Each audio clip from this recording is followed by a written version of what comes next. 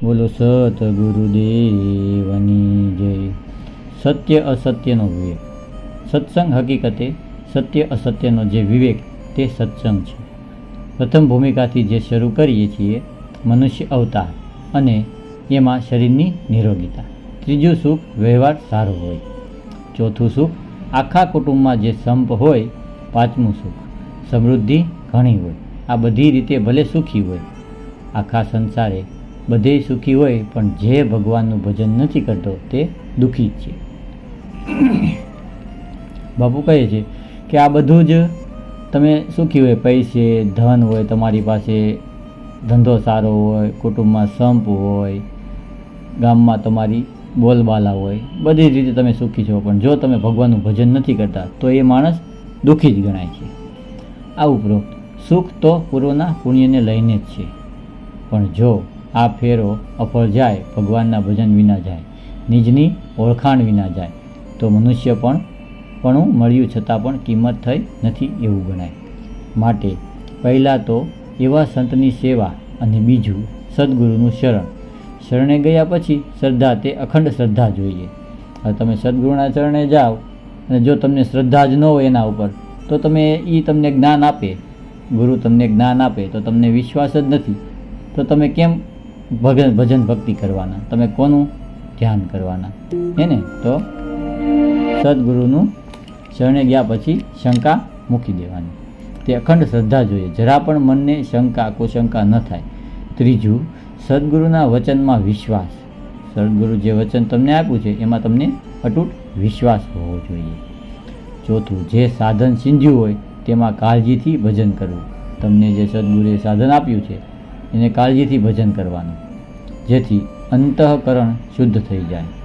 સેવાથી પાપ બળે છે, સ્મરણથી મનની ચંચળતા દૂર થાય છે, અને પછી સદગ્રંથ અને સંતોના સત્સંગથી આત્મજ્ઞાન થાય છે, તો તે જીવન ધન્ય બની ગયું ગણાય. પણ નકરું વાતુડિયું જ્ઞાન તે જ્ઞાન નથી. અત્યારે તમે જુઓ છો, ગુરુ તમને અત્યારે બહુ બધા સામેથી ગુરુ બોલાવે છે કે આવો અમને ગુરુ કરો, તમને જ્ઞાન આપે. અત્યારે ઘણા બધા સત્સંગ ને આ ને તે ને બધું ઘણા બધા સત્સંગને એવું કરે છે. નકરું વાતોડિયું જ્ઞાન એ જ્ઞાન નથી, તો જીવન ધન્ય બની ગયું. પણ વાતોડિયું જ્ઞાન તે જ્ઞાન નથી. ખાલી વાતું શીખીને બીજા પાસે મોજ લેવા માટે, મોટા થવા માટે તે વાતું જ કહેવાય. એવી વાતોથી કંઈ જ થતું નથી. અત્યારે લોકો વાતો હારી કરે લોકોને, અને લોકો એમાં ભોળવાઈ જાય છે. અત્યારના લોકો એમાં ભોળવાઈ જાય છે, અને સારું જગ્યા મળી જાય ને મંદિર કરે ને સત્સંગ ને ભજન ને પૈસા આવતા થઈ જાય ને ત્યારે બધા સાધુઓ બધા મોજ શોખ કરે છે. કોઈ એમ માની લે કે મને ઉપદેશ થઈ ગયો છે એટલે હવે મને વાંધો નહીં, એવું નથી. ઉપદેશ પ્રમાણે પાલન થવું જોઈએ. એકેય રીતનું પાલન ન હોય અને કંઈક કરવાનું ન હોય તો ઉપદેશનો શું અર્થ? તમને ઉપદેશ મળી ગયો છે તો એવું નથી કે તમે બેસી રહો. તમે ઉપદેશ મળ્યો છે તો એ ઉપદેશ બીજાને આપો, એને પણ જ્ઞાન આપો. એમનું શાંતિથી બેસી રહે તો એ કંઈ ઉપદેશનો અર્થ શું? માટે ભજનમાં કાળજી રાખવી. ઈશ્વરનું ભજન કરે તેને કંઈ સમજાવવાનું બાકી રહેતું નથી. જે ઈશ્વરનું ભજન કરે એને કંઈ કહેવાનું બાકી નથી રહેતું. અને ભજન કરે તેના પ્રતાપથી જ્ઞાન જલ્દી થાય છે. લુખ્ખા જ્ઞાનથી કંઈ વળતું નથી. લાડવા એમ કરવાથી ભૂખ ભાંગતી નથી. ભલે મિષ્ટાન ન હોય, જુવારનો રોટલો હોય તો પણ પેટ ભરાય છે અને ક્ષુધા ભૂખ મટે છે. બીજું જ્ઞાન માર્ગમાં કર્તવ્ય નથી, પણ ખાવું પીવું, હાલવું, ઊંઘવું, ઝાડાએ જવું અને ફરવા જવું, આ બધા જ કર્મ તો કરવા જ પડે. આપણું શરીર છે, શરીરનું જે કામ છે એ તો કરવાનું જ છે. શરીરમાં જે ભૂખ લાગે છે તો ખાવાનું, તરસ લાગે છે તો પાણી પીવાનું, હાલવાનું, ચાલવાનું, ઊંઘવાનું, બધું જ તમારે શરીર માટે કરવું જ પડે છે. એ તો જરૂરી જ છે. તો તમારા શરીરને સારું રાખવું છે અને ભજન કીર્તન કરવા છે તો શરીરને સારું રાખવું પડશે. આ બધા કર્મ તો કરવા જ પડે છે. વ્યવહાર સાચવવા માટે કમાવા પણ જવું પડે છે. એવું નથી કે ભજન ભક્તિ ચાલુ કરી દીધી તો આપણે વ્યવહારને હવે કંઈ જવું નથી, ખાલી ભજનને ભક્તિ કરવી. તમારે બાપુ એમ કહે છે વ્યવહાર પણ તમારે સાચવવા માટે કમાવા પણ જવું જ પડશે. આ બધું કરવાનું છે તો સાથે સ્મરણ પણ કરવાનું છે. કરતાપણું જો મટે તો તું કંઈક કરતો જ નથી. બીજાના ધર્મ, મન, બુદ્ધિ, ચિત્ત, પ્રકૃતિ અને 3 ગુણના ધર્મને પોતાના માની જીવ પાપ પુણ્યનો ભાગીદાર થાય છે. શરીરના ધર્મ, મનનો ધર્મ, મનન, પ્રાણનો ધર્મ, ઇન્દ્રિયનો ધર્મ, આ બધા જ ગુણધર્મો જીવે પોતાના માન્યા છે. શરીરનો ધર્મ છે, પછી મનનો ધર્મ છે, પ્રાણ છે એનો ધર્મ છે, ઇન્દ્રિયો છે એનો ધર્મ છે. આ બધાના ગુણધર્મ તો જીવે પોતાના માન્યા છે. આપણે બધા આપણા જ માન્યા છે ને. શરીર નાશવંત છે તો પોતે માને છે કે હું મરી જાઉં છું. આ સમજણ આવશે કે હું મરતો નથી, જન્મતો પણ નથી, મારે સુખ નથી અને દુઃખ નથી પણ નથી. આ તો મનના ધર્મો છે. ભૂખ, તરસ પ્રાણના ધર્મો છે. વધવું, ઘટવું અને નાશ પામવું એ શરીરનો ધર્મ છે. હે જીવ, તારો સ્વધર્મ તે નથી. સ્વધર્મ સમજવો તેમાં જિજ્ઞાસા ખૂબ જોઈએ. કોઈ માર્ગદર્શક ગુરુ જોઈએ અને તે પણ તત્વતા જોઈએ. આ બધું તમારે જાણવું છે તો તમારે ગુરુ કરવા પડે. અત્યારે એવું નથી કે મારે ગુરુ છે. ગુરુ પણ તત્વવેતા, તત્વદર્શી હોવા જોઈએ કે એને પણ બધું જ્ઞાન હોવું જોઈએ. કે અત્યારના ગુરુ તો બધા 80-90% ગુરુ અત્યારે જે છે એ તો બધા શું છે, અત્યારે પૈસા માટે લડી રહ્યા છે કે ભાઈ આપણે અહીંયા પૈસા લાવો, એટલું મોટું મંદિર બનાવીએ. એ મોટું હોય તો બીજા ગુરુ બીજા જાય, બીજા ભક્તો કે આપણે આના કરતાં આપણે ઊંચું વધારે મંદિર બનાવીએ. એમ અત્યારે એમાં ને એમાં લોકો અટવાઈ ગયા છે. તો અત્યારે કોઈને ગુરુ સહેલાઈથી મળતા નથી. અત્યારે ગુરુ મળવા બહુ, તત્વદર્શી ગુરુ મળવા અઘરા થઈ ગયા. અને તત્વ સમજાય તો પછી કોઈ કર્તવ્ય રહેતું નથી. આકાશમાં કોઈ કર્મ નથી. આકાશ નિર્લીપ છે. કંઈક આવતું નથી, કંઈ જાતું નથી, છતાંય આધારવાળું છે. તે પણ નિરાધાર નથી. આકાશ પણ કોઈના આધારે ભાસે છે. આકાશ એવું નથી કે આકાશ ઉપર છે. આકાશ બીજા કોઈના પણ આધારે છે. તે સત્ય નથી. જે સત્ય છે તે સમજવા માટે કોઈ અક્ષર નથી. આ તો વાણી વિલાસ છે. ભગવાનનું સ્મરણ અને ભૂખ્યાને અન્ન, બીજાને ઉપકારી થવું, આમાં બધું જ્ઞાન તેને સમજાણું છે. ઉપદેશ પ્રમાણે પાલન થવું જોઈએ. ત્રીજું બાપુ કહે છે શ્રદ્ધા અને ધીરજ. શ્રદ્ધા અને ધીરજ, વાણીને નિયમમાં લાવવી તે સજ્જનું પહેલું લક્ષ્ય છે. આપણે બધા બોલીએ છીએ, વાણી જે છે આપણી વાણી એને નિયમમાં લાવી એટલે તમારે સમજી વિચારીને બોલવું. સામેવાળાને તમે જે કંઈ બોલો છો એને સમજી વિચારીને બોલવું અને શાંતિથી, સહેલાઈથી બોલવું. એમ બાપુ કહે છે કે વાણી નિયમમાં લાવવી તે સજ્જનનું પહેલું પગલું લક્ષણ છે. બોલી ગયા પછી પસ્તાવું પડે તેવું બોલવું નહીં. આપણે કોકને બોલી જઈએ તો પછી પાછળથી પસ્તાવું પડે એવું બોલવું નહીં.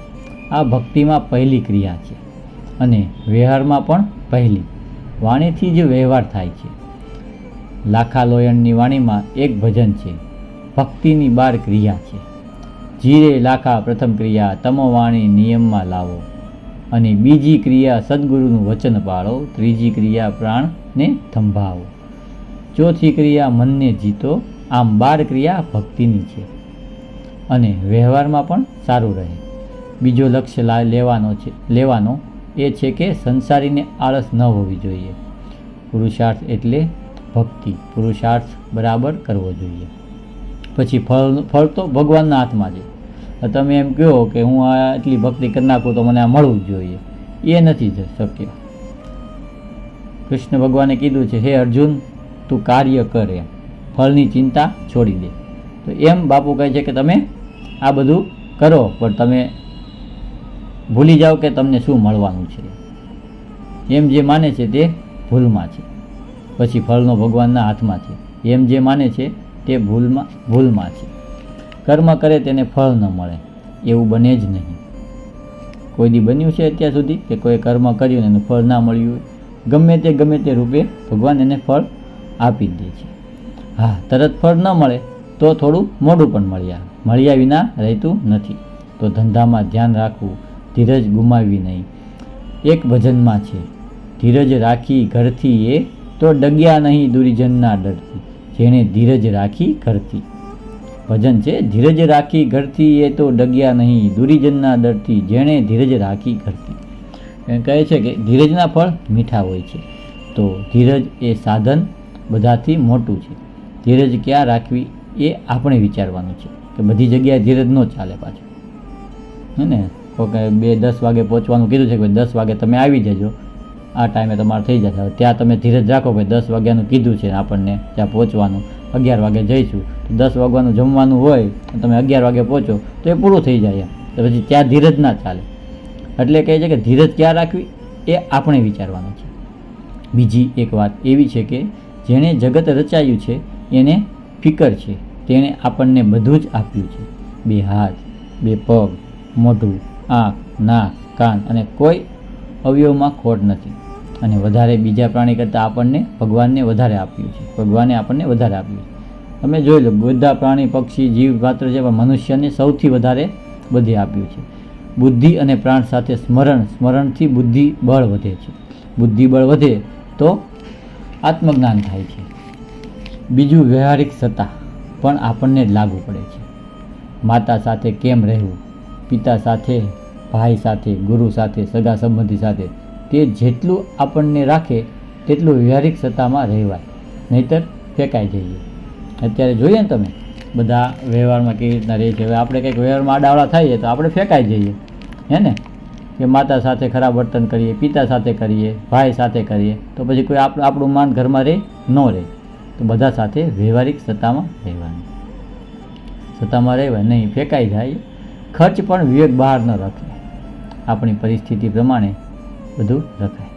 ખર્ચ વિના એક જ વસ્તુ સારી છે. ખર્ચ વિના એક જ વસ્તુ સારી છે, તે છે વાણી. વાણી સારી રાખો એટલે બધું જ સારું છે. બધું જ સારું દેખાય ઘણો જ સત્સંગ સાંભળે.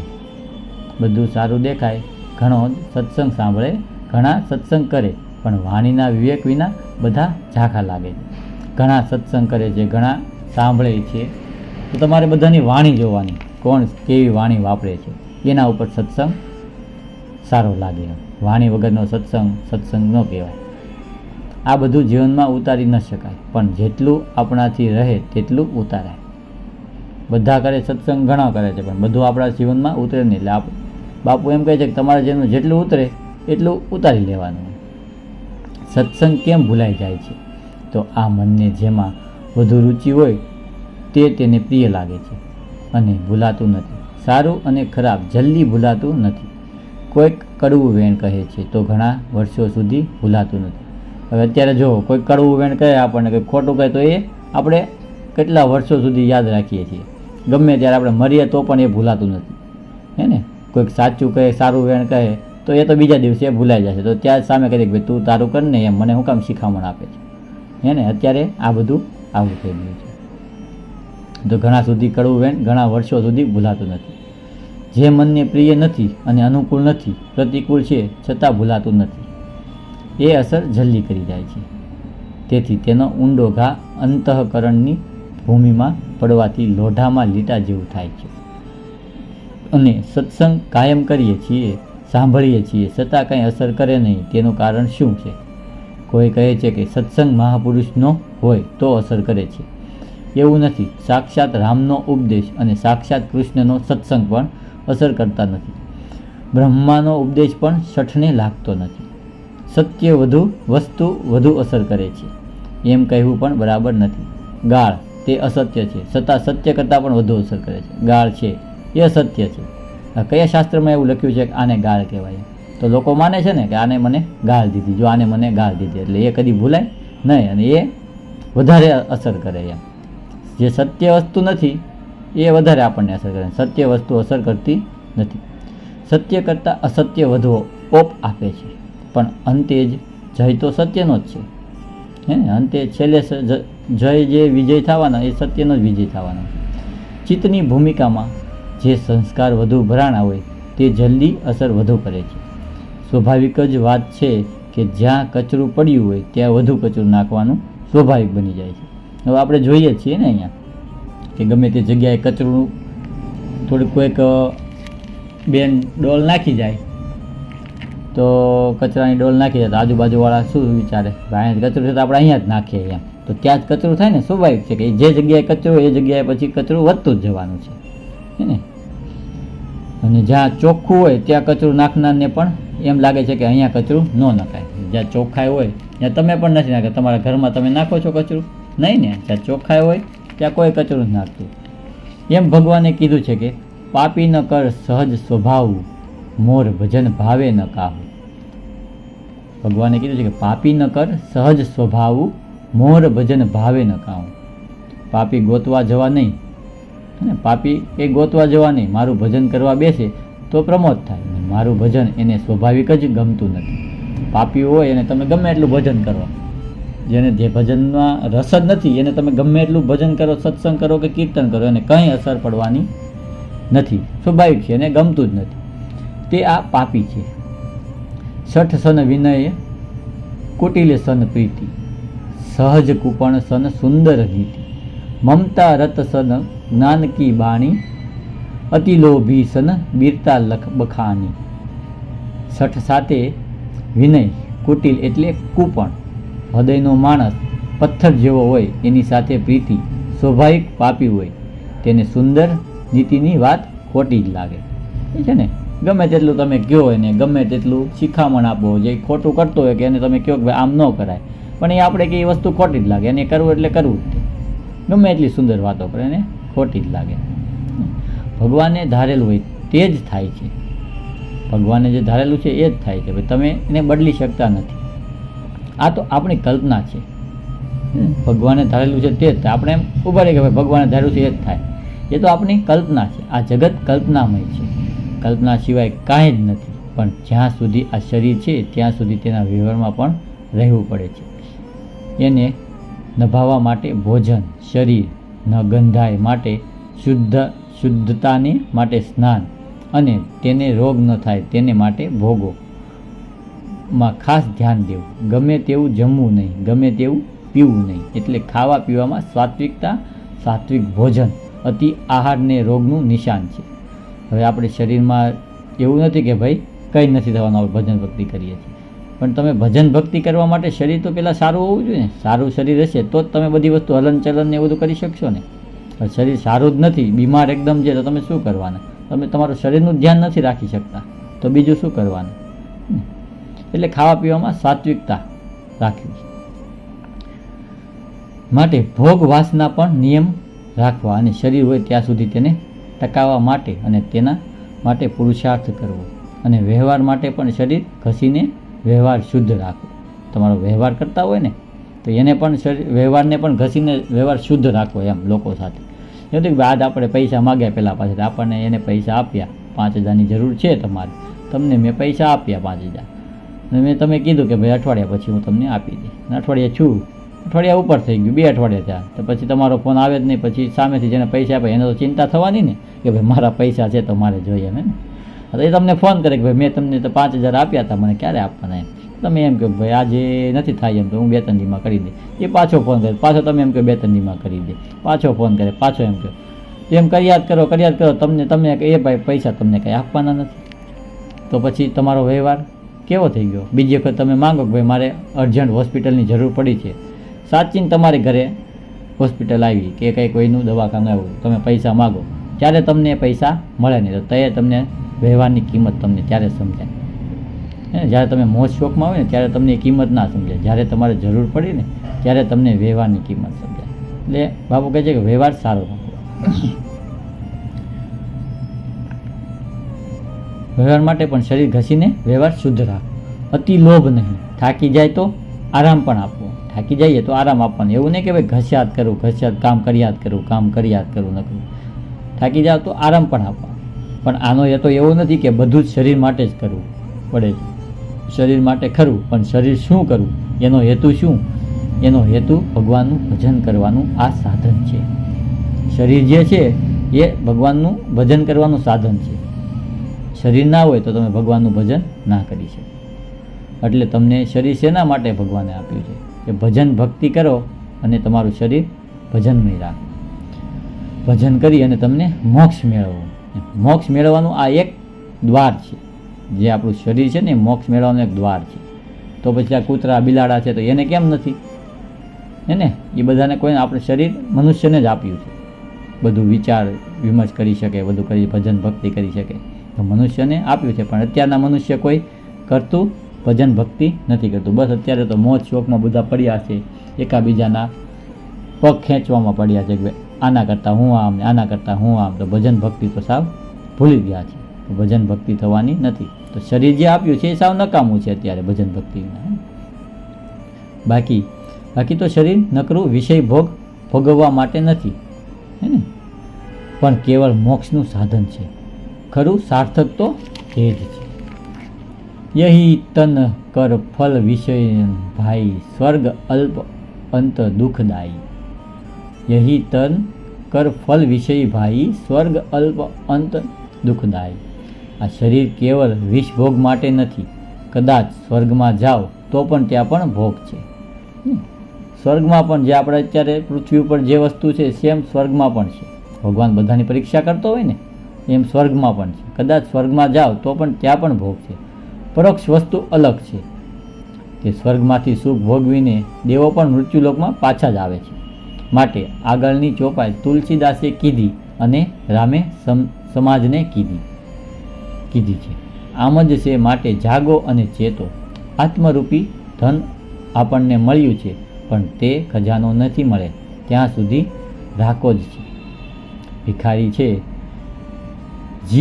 જીવ ભાવ છોડી દો, આત્મ ભાવ જાગૃત કરો. નવું કંઈક કરવું નથી. જે તું છે તેને જ ગોતવાનો છે. નવું કાંઈ કરવાનું નથી. આમાં તું છો, તારું શરીર જે છે, આપણું શરીર જે છે, આપણે એને જ શોધવાનું. આપણને શોધવાના છે. નવું કાંઈ શોધવાનું કીધું નથી. જે તું છે તેને જ ગોતવાનો છે. તું છે તો બ્રહ્મ અને જીવ ભાવના તારે હાથે સ્વીકારી લીધી છે. અને તારું સ્વરૂપ ભૂલીને હાય મારું શું થશે, હવે હે ભગવાન મને બચાવ, હું મરી જાશ તો મારું શું થશે. તું મરતો નથી, જન્મતો નથી. રાકાત વેડા છોડી દે. અંદર પડેલ આત્મરૂપી ખજાનો ગોતી લે.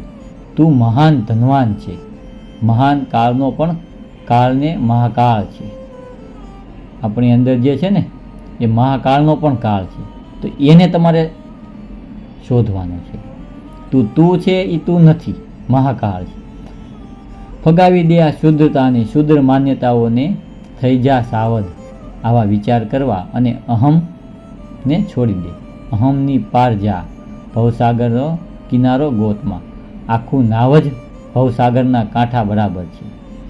જ્યારે અજ્ઞાન રૂપી પિચાસથી મુક્ત થઈશ તો ભવસાગર ઝાંઝવાના જળ જેવું છે. સૂર્ય જેમ અસ્ત થતાં તે રહેતું નથી, તેમ જાગીને જોવું ત્યાં જગત દિશે નહીં. ઊંઘમાં અપટા ભેદ ભાસે, સત્યને ચિત્તરૂપ વિલાસે. બ્રહ્મ લટકા કરે બ્રહ્મ પાસે. એને જાગીને જોવું ત્યાં જગત દિશે નહીં. ધીરજના ફળ મીઠા જ. પછી બાપુ કહે છે નવધા ભક્તિ વિશે. સત્સંગમાં પહેલાં વિવેકની જરૂર છે, પછી વૈરાગ્ય, પછી ભક્તિ, પછી યોગ, પછી જ્ઞાન. જે છેલ્લું સાધન છે તે પહેલું નથી. પહેલું નહીં ચાલે. હવે છેલ્લું છે તે પહેલું નહીં ચાલે. એમ તમારે પહેલાં એકડો લખવાનો છે ને એકડો છેલ્લે લખો, એમ ચાલે? ન ચાલે. 1 થી 10 એકડા લખો, 1 2 3 4 એમ ક્રમમાં જ ચાલે. પછી એકડો લખો, પહેલાં બગડો લખો ને પછી એકડો લખો, એમ ન ચાલે.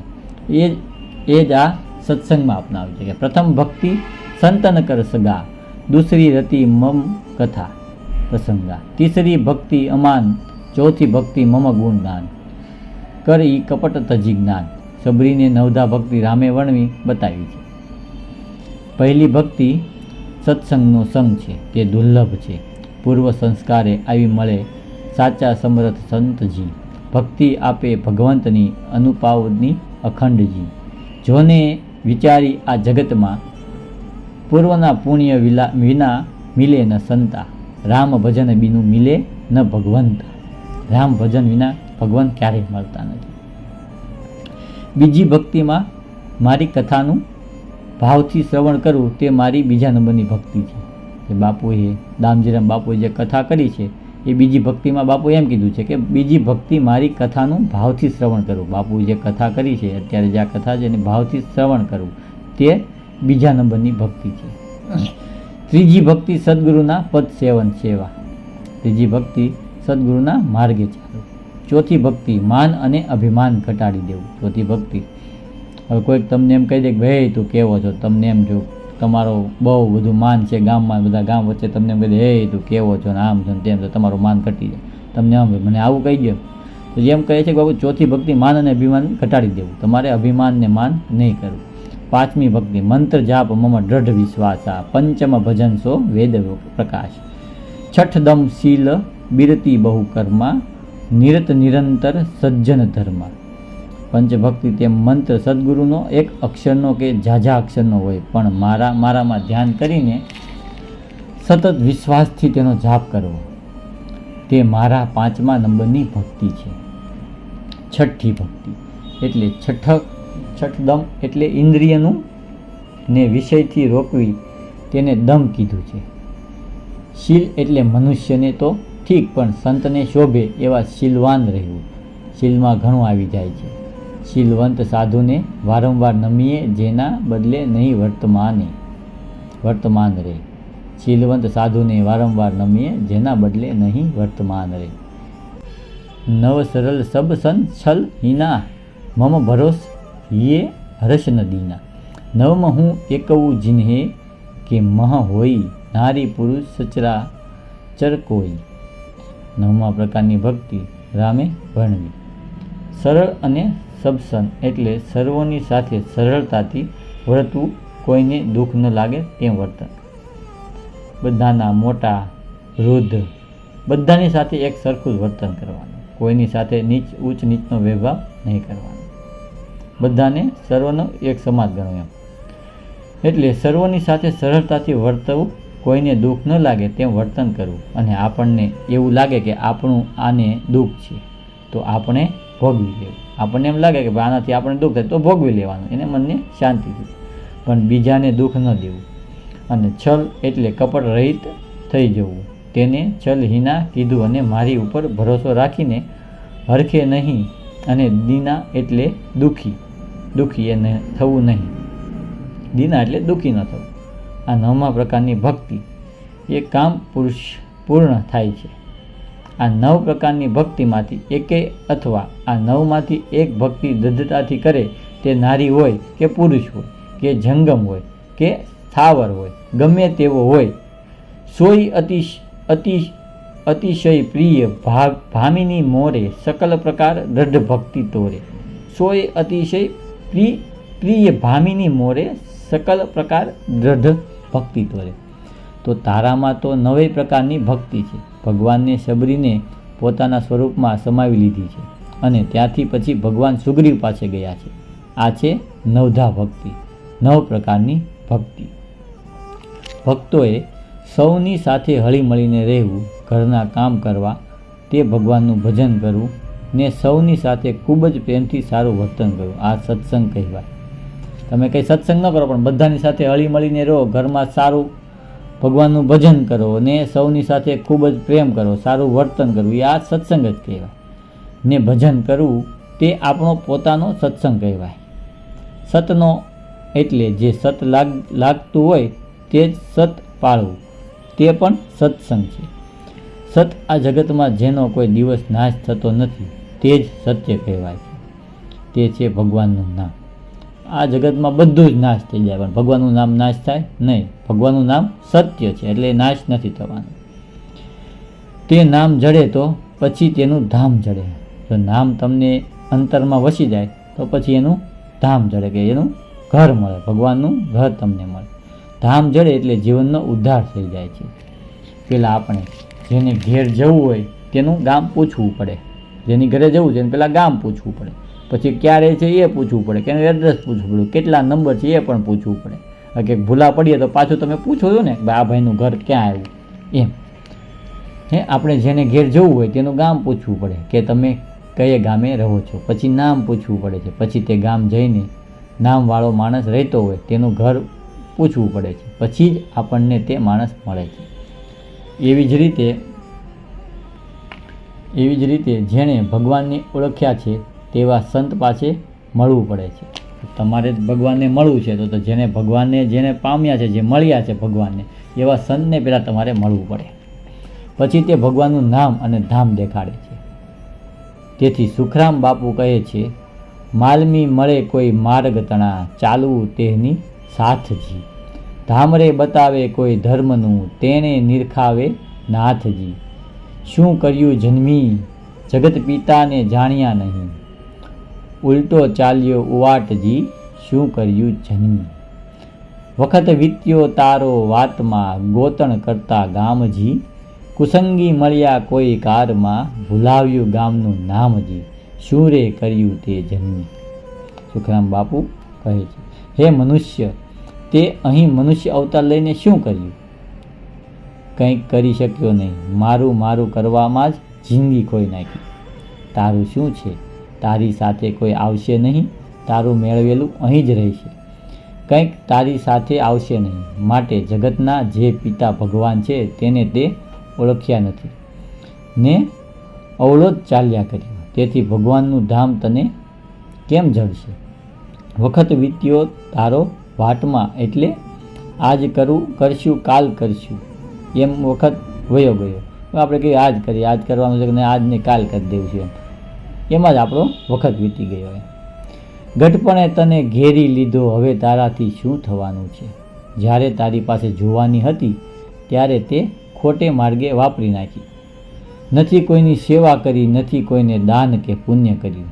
જુવાનીના અભિમાને તને કાંઈ બેસવા દીધો નથી ને એમ જ સમય વયો ગયો. હરિનું ભજન કે ભક્તિ થઈ નથી અને અવળા કામ કર્યા.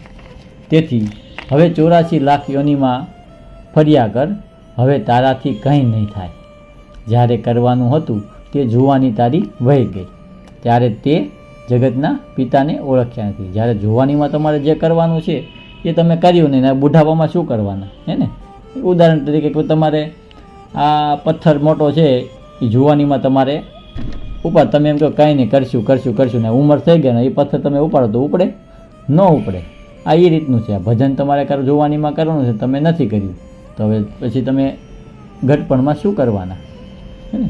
સુખરામ કહે, સાચા સંતો કોઈ દી છોડવો નહીં સંગજી.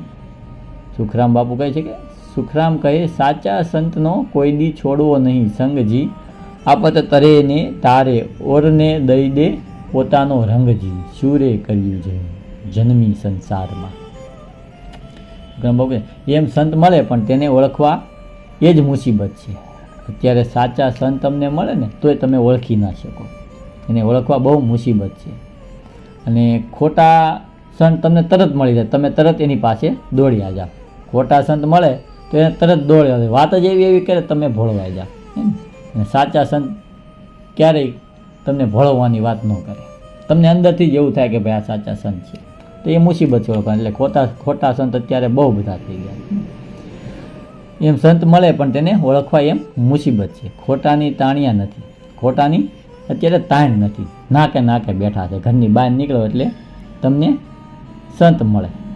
2 ડગલા ચાલો એટલે નવા સંત મળે. એમાં કોઈક જ સાચા સંત હોય. તમને એટલા બધા મળે એમાં કોઈક સાચા સંત હોય, પણ એમાં તમે ઓળખી ન શકો એ સંતને. તેને ઓળખીને તેની સંગ ચાલવું તો ધામરે બતાવે તે ધર્મનું, તેણે નિરખાવે નાથજી, શુરે કર્યું જન્મી સંસારમાં. તીર્થ ગયે ફળ એક હે, સંત મળે ફળ 4. તીર્થ ગયે ફળ એક હે, સંત મળે ફળ 4. સતગુરુ મળે ફળ અનેક હે, કહે કબીર વિચાર. સંત મળવાથી 4 ફળ તે કયા? સદગુરુ મળે અનેક ફળો તો તે ફળ ગણાય નહીં એટલું મળે. તુલસીદાસ કહે છે, બારી મથે ધ્રુત હોત હે, બરુ સિકતાથી બરુ તેલ, પણ હરિભજન બીનું ભવ ન તરીએ, ય સિદ્ધાંત અપેલ. કદાચ પાણીનું મંથન કરવાથી ભલે ને ઘી મળે, હે ને? આપણે માની લઈએ કે પાણીનું મંથન કરીએ તો ઘી મળે, પણ મળે નહીં. કદાચ મળે ને. રેતી પીલવાથી ભલે તેલ મળે પણ મળે નહીં, પણ મળે કદાચ. પણ ભગવાનના ભજન વિના ભવસાગર તરાય નહીં, એ સિદ્ધાંત અટલ છે. ભગવાનનું ભજન ન કરો ને ત્યાં સુધી ભવસાગર તમારે તરાય નહીં, એ તો અટલ નિશ્ચય છે એમ. એના વિના ભગવાનના ભજન વિના તો ભવસાગર તરાય જ નહીં. એ સિદ્ધાંત અટલ છે. હરિભજન વિના સંસાર તરાય નહીં, માટે ભજન કરવું પડે. એ જ સત્સંગ કહેવાય. બાકી વાતું છે ફલાણું શું કહેવાય, ઢીકણું એટલે શું થાય, એ તો બધું ઠીક છે, ભોજન ભોજન કરે ભૂખ જાય નહીં, રવિ રવિ કીધે રજની રાત મટે નહીં, જળ જળ કરીએ તરસ છીપે નહીં, ત્યારે એ બધું જમવું પડે ત્યારે ભૂખ જાય. સૂર્ય ઉગે તો અંધારું જાય. કયો સૂર્ય? આ સૂર્યનું તો દ્રષ્ટાંત છે. સૂરજ ઉગારે ગુરુગમ જ્ઞાનના, તેની વિધિ અંધારા જાય, મમતા મરે નહીં, તેનું મારે શું કરવું? સૂરજ ઉગારે ગુરુગમ જ્ઞાના, તેની વિધિ અંધારા જાય, મમતા મરે નહીં, તેનું મારે શું કરવું? ગુરુ મારા દિનના દયાળ, ચિત્તને ચડાવ્યું ચાકડે, તે કેમ કરી સ્થિર થાય, મમતા મરે નહીં, તેનું મારે શું કરવું? એમ દાસી જીવને ગુરુ મહારાજ ભીમ સાહેબને કાગળ લખ્યો. તેમાં જવાબમાં ભીમ સાહેબે કાગળ લખ્યો કે જીવન જીવને ત્યાં રાખીએ, વાગે જ્યાં અનહદ તું રાહ, ઝીલમિલ જોતું ત્યાં જળહળે, વર્ષે અમીરસ નૂરા, જીવન જીવને ત્યાં રાખીએ. 5 તત્વને 3 ગુણ છે, 25ને લેજો સંભાળી હા, મંથન કરજે રે તારા મૂળનું, તત્વને લેજે તારી હા. અહીં જીવનનો અર્થ વૃત્તિ અથવા સુરતા કરે છે. ક્યાં રાખવી સુરતા કે જ્યાં અનહદ નાદ વાગે છે. ત્રિવેણીનો અર્થ છે ઈંગળા પિંગળા સૂક્ષ્મણા, જે ઘરમાં મળે છે તેને તખત કીધું છે. પણ આમાં કીધે કે સાંભળે કાંઈ થાય નહીં. આ તમારે બધું અનુભવ કરવું પડે. કીધે કે સાંભળે કાંઈ થતું નથી, પણ પ્રેક્ટિકલ થવું જોઈએ. એટલે કે એનો અભ્યાસ નીત કરવો જોઈએ. આનો અભ્યાસ કરવો. તમારે કંઈક ગમે તે કરવું છે, તમે એનો અભ્યાસ કરો ને, ભાઈ આ કરવું તો તમારું કામ સફળ થાય. તમારે કંઈક મશીન બનાવવું છે તો ગમે એટલી મહેનત કર્યા જ કરો, તૂટે પાછી કરો, તૂટે પાછી મહેનત કરો, તો પાછી એ મશીન સક્સેસ જાય. એમ આનો પણ તમારે અભ્યાસ કરવો પડે. પછી જ્યારે નિજ અનુભવ થાય ત્યારે શું થાય? તો સતી લોયણ લાખાને કહે છે, જીરે લાખા સદગુરુની શાન મને બહુ સુખ આપે, એ તો મારા મનને સ્થિર કરીને સ્થાપે. જીરે લાખા, જે ઘરના તમે અજાણ હતા તે ઘરમાં તમે આવો હા, તો તમને અનુભવ થાય. આ ક્રિયા દેહ નથી, ભૌતિક નથી, આ તો સૂક્ષ્મ છે. અને ત્યાં જે જ્ઞાન ચાલે છે તે તો એકડે એકનું જ્ઞાન છે. તે દેહ ભાવે થાય છે. દેહ ભાવે દેહના જ કર્મ થાય છે. પણ જ્યારે આત્મ અનુભવ થાય ત્યારે દેહ દશા જ રહેતી નથી. તે શાનમાં દેહ દશા રહેતી નથી. તે શાનમાં શાન એક ગુરુજીની કહું પાનબાઈ, ઉપજે આનંદના ઓધરે શુદ્ધ અનુભવ થાય, જેના ઉરમાં એને મટી જાય માયા કેરો શોભરે. પ્રથમ તો એક વાત સમજવાની છે, જે ભાઈઓ તથા બહેનો જે સત્સંગી છે તે સર્વએ બીજને કે પૂનમને દિવસે ભેગું થવું, ભજન કીર્તન કરવા, એક પાટલા ઉપર રામદેવજી મહારાજની છબી ફોટો પધરાવી ત્યાં દીવો કરવો, અગરબત્તી અથવા લોબાન કે ગુગળનો ધૂપ કરવો. પછી સત્સંગ તાજો રાખવા માટે હળી મળીને સત્સંગ કરવો. કુંભાવ રાખવો નહીં, કોઈ ભેદભાવ રાખવો નહીં, એમ બાબુ કહે છે. ને ભક્તિને શોભે તેવું વર્તન કરવું. અને ગુરુ મહારાજે જે કંઈ મંત્ર દીક્ષા કરી હોય તેનું નિયમિત ભજન કરવું. સાંજ સવારે તો અચૂક કરવું. આ માર્ગ છે અહંકાર કાઢવાનો. અહંકાર આવવા દેવો નહીં. ગુરુ મહિમા જે પ્રીતમ દાસની વાણીમાં છે તે પ્રથમ બોલવો, તો જ ગુરુ શિષ્યની ખબર પડે. ભક્તિ ભરોસાની છે.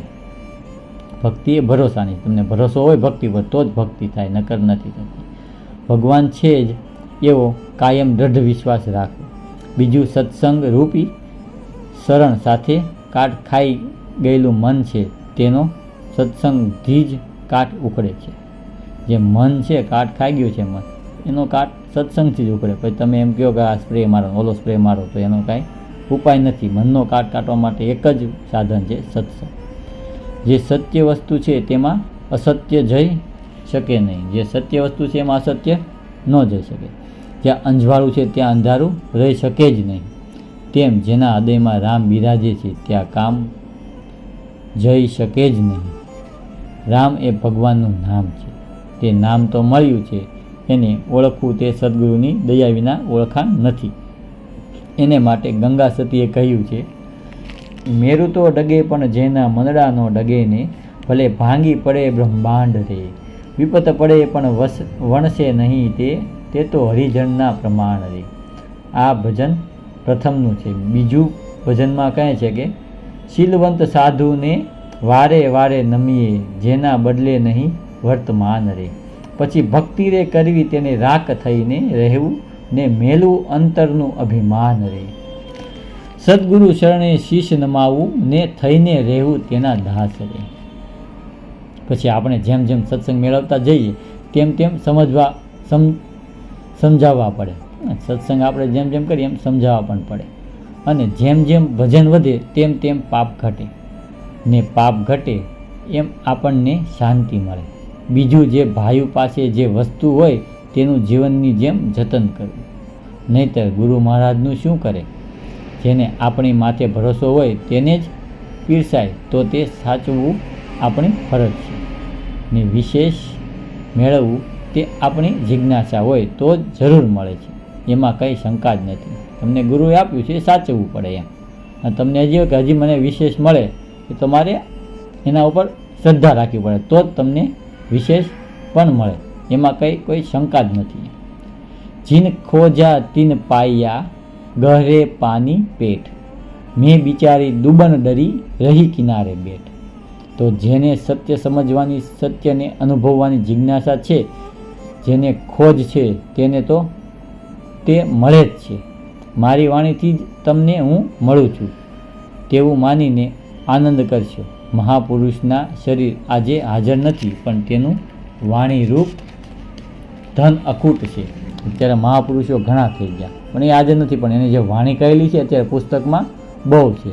તો એ તમારે બધા પુસ્તકો વાંચવા પડે તો તમને વાણી ખબર પડે. તે વાણીમાં જ આપણે તેને ઓળખીએ છીએ. વાણી એ અખૂટ ધનનો ખજાનો છે. આજે શ્રી કૃષ્ણ ભગવાનને મળવું હોય તો તેની ગીતા રૂપી વાણીથી તેને ઓળખાય છે. આ શરીર ભૌતિક પદાર્થોનું બનેલું છે. તે શરીરને બાળપણ, જુવાની, વૃદ્ધાવસ્થા આવે છે અને અંતે શરીર પડી જાય છે. અને પછી તે શરીર આપણને કદી મળતું નથી, પણ તેના ગુણ અને તેની વાણી, તે વર્તનથી સમજાય છે કે આ તો મહાન થઈ ગયા છે. અને વર્તનથી રાવણ રાક્ષસ કહેવાનો, અને તેના વર્તનથી જ રામ ભગવાન કહેવાના. વર્તનથી રાવણ છે રાક્ષસ કહેવાનો, અને રામ છે એના વર્તનથી ભગવાન કહેવાના. વર્તમાનમાં બરાબર ટેક રાખવી જોઈએ.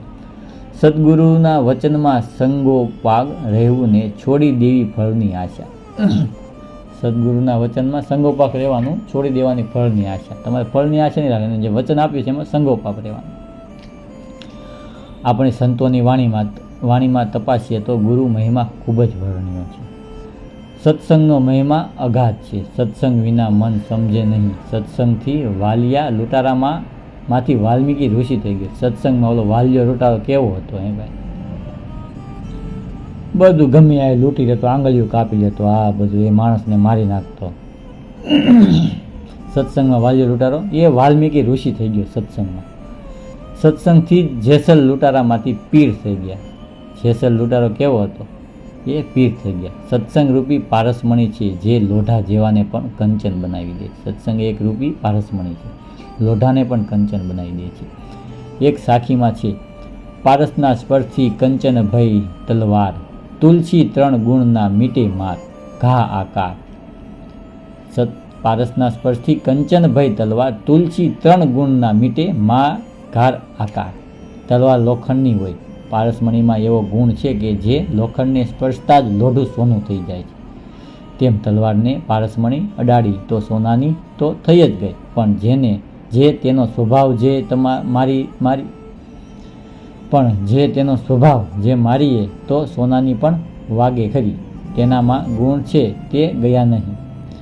તલવારને તમે અડાડો તો સોનું થઈ જાય, પણ એનો ગુણ જે છે મારવાનો એ ગુણ જાય જ નહીં. બીજું, તલવાર વાકી હતી તે વાકી જ રહેવાની. તલવાર વાકી છે વાકી જ રહેવાની, સીધી નથી થવાની. સોનાની થવા છતાં ને ત્રીજો ગુણ તેની જે ધાર હતી તે પણ તેવીને તેવી જ રહી. એટલે તલવાર પારસના સ્પર્શથી લોઢામાંથી સોનાની થઈ, પણ તેના 3 અવગુણ તે ગયા નહીં, માર, ધાર ને આકાર. પછી શું કર્યું? જ્ઞાન હથોડી કરધરી, સતગુરુ મળ્યા સોનાર, તુલસી 3 ગુણ તબ મીટે માર, ધાર આકાર. પછી જ્ઞાન હથોડી, જે હથોડી છે એ જ્ઞાન રૂપી કહેવાય ને, એમ સદગુરુએ જ્ઞાનનો હથોડો લઈને તે તલવારને ટીપીને તેના 3 અવગુણ ભાંગી નાખ્યા. પછી તો શુદ્ધ સોનું થઈ ગયું. એમ ઘણા વર્ષ સત્સંગમાં જાય પણ તેના અવગુણ છોડે નહીં. કાં તો કહે હું કંઈક જાણું છું, કાં તો મારી જેવું કોઈ ભગવાન નથી. એમ આખી જિંદગી બગાડી નાખે પણ અંદરનો અહંકાર મટે નહીં ને પોતે જ સાચો એવું લાગે. પણ તે કંઈ સમજ્યા ન હોય.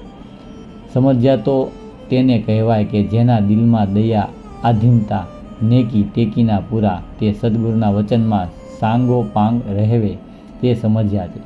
બાકી તો બેવાના ખોયા, ન મળ્યા રામ કે ન મળ્યા દામ. સમજ્યા તેના જીવનનું પરિવર્તન થવું જોઈએ, કંઈક છૂટવું જોઈએ. નહીંતર શું સંત સંગમમાં બોલી દ્યો તોય કોરા રહી જાય. જૂના ઘર લ્યો જાણી મારા હરિજન, જૂના ઘર લ્યો જાણી રે. હોજી સદગુરુ મળ્યા તોય શિષ્ય ન સુધર્યા, વિમલ મળી નહીં વાણી રે. જી જૂના મળ્યા જૂના ઘર લ્યો જાણી. કાં ગુરુ એના જ્ઞાન વિનાના, કાં પાપી એ પ્રાણ, મારા હરિભજન જૂના મળી ગયો છે. ચિંતા મળી તોય ચિંતાનો ઓલાણી, નહીં ચિંતામણી નક્કીએ પથરો, કા વસ્તુનો ઓળખાણી. હરિજન પરાણે પ્રીત થાતી નથી, થાય તો ટકતી નથી. સંસારીની પ્રીત સ્વાર્થ વિનાની હોતી નથી. પણ સંતો જેવા કોઈ ભોળા નથી, માણસ જેવું કોઈ મેલું નથી, હરિજન જેવું કોઈ પવિત્ર નથી, સત્સંગ જેવું કોઈ ભજન નથી, પ્રેમ જેવું કોઈ અનુપમ નથી. જેણે કોઈ ઉપમા જ ન આપી શકાય તે કોઈ ઉપમા લાગુ ન પડે તેને અનુપમ કહેવાય છે. જ્ઞાન લાગે તો પેલે જ ઘાયે લાગે. રીઢા રોડા કોઈથી ગળતા નથી. પથ્થરને ગમે તેટલું માખણ ચોળો તોય કૂણા પડે નહીં. જેના કાળજા લોભે ઘેરી લીધા છે તેના હૃદયમાંથી લોભરૂપી જૂડ મગરમચ્છ નીકળે તેમ નથી. થોડા પૈસા માટે ઊંચો લાભ હોવાવાળા તીર્થ ગમે તેટલા કરે પણ સદગુરુનું ચરણ જેવું કોઈ તીર્થ નથી. કાળજીથી કાળા જેના કાળજા રે, એને લાગે નહીં રંગ રે. ભીતર ભીંજાય નહીં પાણકા, ભગવાન સૌનું ભલું કરે, સૌને સદબુદ્ધિ આપે એવી પ્રાર્થના. બોલો સદગુરુદેવની જય.